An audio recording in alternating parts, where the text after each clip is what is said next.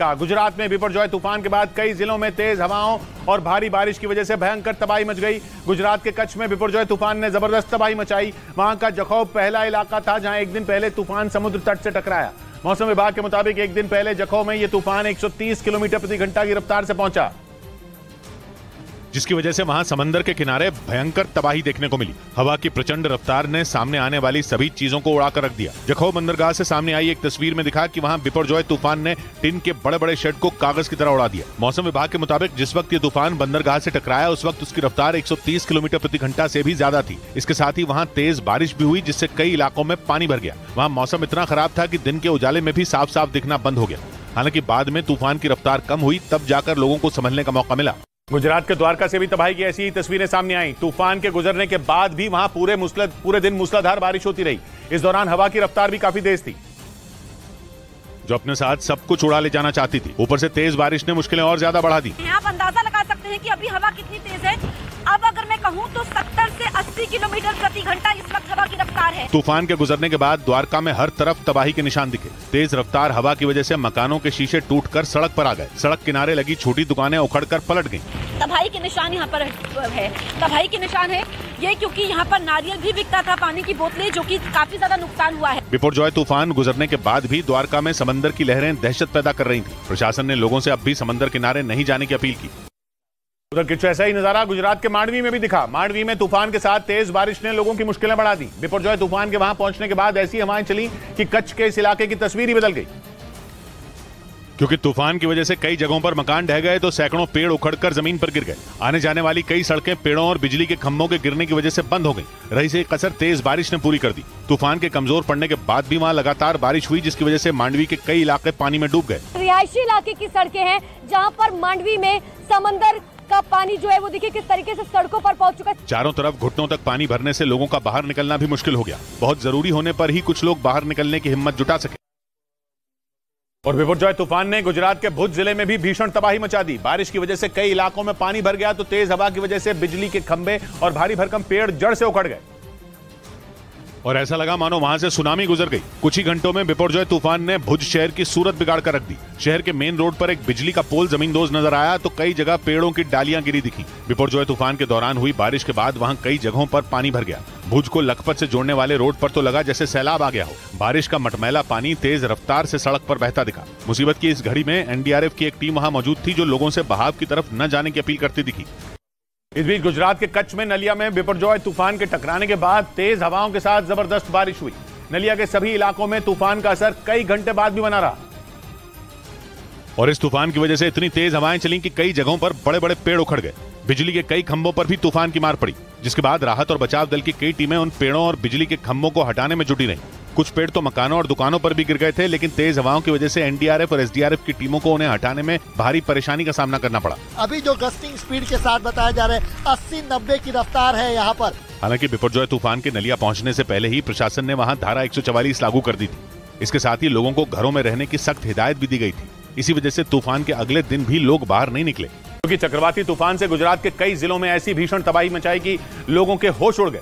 NDRF ने जानकारी दी कि तूफान की वजह से 23 लोग जख्मी हो गए, जबकि तूफान आने से पहले पोरबंदर और राजकोट में 2 लोगों की मौत हो गई।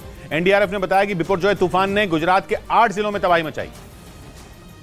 इस दौरान भारी बारिश और तेज हवा की वजह से वहां 800 से ज्यादा पेड़ गिर गए। तूफान की वजह से करीब 300 से ज्यादा बिजली के खंभे उखड़ गए, जिससे 1000 गांवों की बिजली गुल हो गई। तेज हवा और भारी बारिश की वजह से गुजरात के 8 जिलों में 500 से ज्यादा घरों को नुकसान पहुंचा। 23 लोग घायल हुए हैं।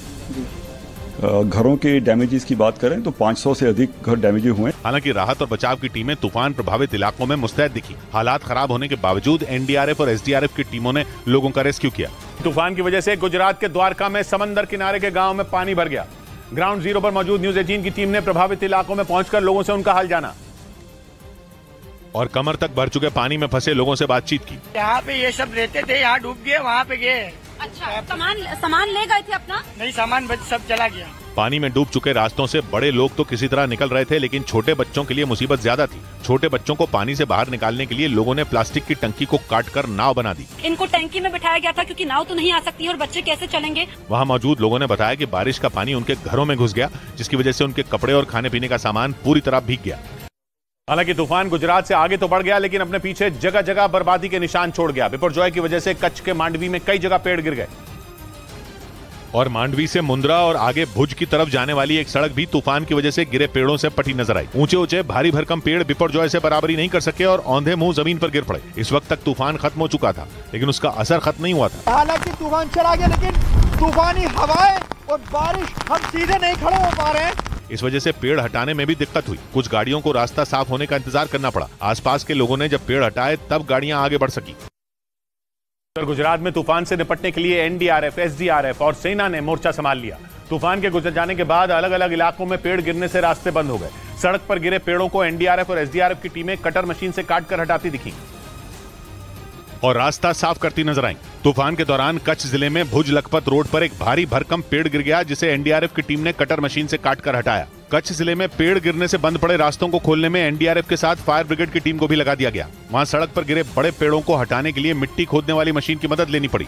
जेसीबी से अभी फिलहाल ट्री फॉल के जो केसेज है उसके पेड़ हटाने की कामगिरी जेसीबी से चालू है। कुछ ऐसे ही हालात द्वारका जिले के रूपे बंदर में दिखे। तेज बारिश के बीच एनडीआरएफ के जवान सड़क पर गिरे पेड़ को काटकर हटाते दिखे।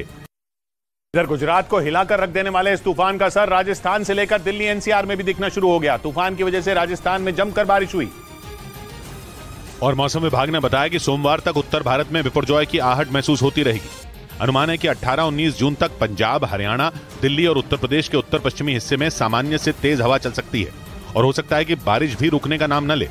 राजस्थान के कई हिस्सों में भी हवा की रफ्तार बनी रह सकती है और वहां भी बादल खूब बरसेंगे। राजस्थान और गुजरात का पड़ोसी मध्य प्रदेश भी तूफान के असर से अछूता नहीं रहने वाला। मौसम विभाग का अंदाजा है कि वहां आंधी आ सकती है और तो और वहां बिजली गिरने की भी आशंका है। वहां की राजधानी भोपाल, उज्जैन, जबलपुर, सागर और छतरपुर जैसे कई इलाकों में लोगों को खराब मौसम से जूझना पड़ सकता है। गुजरात के कई जिलों में तबाही मचाने वाले तूफान ने राजस्थान के बाड़मेर में भी जमकर तांडव मचाया। वहां हवा की रफ्तार इतनी तेज थी कि भारी भरकम पेड़ भी चंद सेकंड में उखड़ कर गिर गए, जबकि कई घरों को भी नुकसान पहुंचा। और इस खतरनाक तूफान का जो वीडियो सामने आया उसमें इसका असर साफ दिखाई दिया। वहां इतनी तेज हवाएं चली कि आसपास लगे टिन शेड हवा में तिनके की तरह उड़ गए। इतना ही नहीं, सड़क किनारे लगे पेड़ और बिजली के खंभे तक गिर गए। हालांकि गनीमत यह रही कि जब ये गिरा उस वक्त वहां कोई मौजूद नहीं था, वरना बड़ा हादसा हो सकता था। वहीं तूफान की एक और तस्वीर सामने आई। वहां एक आदमी ने अपनी मोटरसाइकिल को तूफान से बचाने के लिए उसे रस्सी के सहारे हिमाचल प्रदेश के चंबा में हुई एक हिंदू लड़के की हत्या के बाद वहां सियासी बवाल शुरू हो गया। चंबा में राज्य के पूर्व मुख्यमंत्री जयराम ठाकुर कलेक्टर ऑफिस के बाहर धरना देने के लिए निकल पड़े। वहां 9 जून को मनोहर नाम के एक लड़के का शव 7 टुकड़ों में मिला था और इस हत्या का आरोप एक मुस्लिम परिवार पर लगा। इस घटना के बाद से ही वहां तनाव बना हुआ है और कार्रवाई की मांग कर रहे लोगों की अगुवाई के लिए हिमाचल में विपक्ष के नेता जयराम ठाकुर चंबा पहुंच गए। वो वहां अपने साथ बीजेपी के सैकड़ों कार्यकर्ताओं को लेकर चंबा के कलेक्टर के दफ्तर के बाहर धरना देना चाहते थे। हालांकि उन्हें रास्ते में रोक लिया गया, जिसके बाद वो वहीं पर बैठ गए और वहां राम कीर्तन करने लगे। आरोप है कि वहां 7 जून को एक हिंदू लड़के को मारकर उसके शरीर के 7 टुकड़े कर दिए गए थे, जिसका इल्जाम उस मुस्लिम परिवार पर लगा जिनकी बेटी के साथ उस लड़के का प्रेम प्रसंग बताया जाता है। इस घटना के बाद चंबा में लोग आग बबूला हो गए, यहां तक कि उन लोगों ने आरोपियों के घर को भी आग के हवाले कर दिया।